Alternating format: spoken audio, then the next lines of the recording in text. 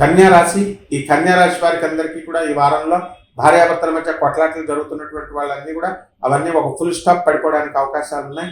అదేవిధంగా కన్యా రాశి వారి కొత్త కొత్త వ్యాపారాలు ప్రారంభిస్తారు. హోటల్ ఇండస్ట్రీ, ఆ తర్వాత బట్టల వ్యాపారాలు, ఇలాంటివన్నీ కూడా మీరు సక్సెస్ఫుల్గా సాధించడానికి అవకాశాలు ఉంటాయి. అదేవిధంగా ఈ కన్యా రాశి మహిళలు మీకు కోరుకున్న చోట్లకి ట్రాన్స్ఫర్లు రావడానికి అవకాశాలు ఉన్నాయి. వేరే వేరే ఊర్లకి మీతో అందరూ కూడా తిరగడానికి బంధువులతో మిత్రులతో వెళ్ళడం అవకాశం ఉంటుంది.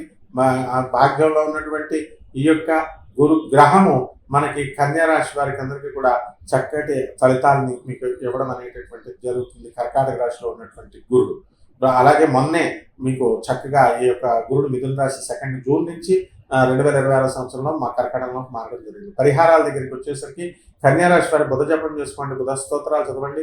బుధుడికి కిలోంపావు మినుముల్ని, ఆ తర్వాత ఈ యొక్క పెసల్ని, ఆకుపచ్చ రంగు ఉన్నటువంటి వస్త్రాల నుంచి పేద బ్రాహ్మణులకు దువారం నాడు ఉదయం 7 గంటలకు దానం చేసుకోండి. అలాగే చక్కగా ప్రత్యంగిర అమ్మవారి యొక్క మంత్ర జపాన్ని చేసుకోవడం ద్వారా శత్రుపీడలు పోతాయి. శుభమస్తు.